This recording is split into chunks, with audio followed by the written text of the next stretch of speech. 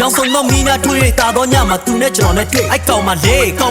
သူကဘာတူလဲဟဲ့သူဘေးနဲ့မပေါ်ပေါ်တွင်နဲ့ပြေစကားပြောဖို့ကမတော်တော်တွေပဲဟဲ့ဒါကြောင့်ငါရှော့နေခဲ့ရေလက်ရှော့စင်ပေါ်ပေါ်တွင်နဲ့တွေ့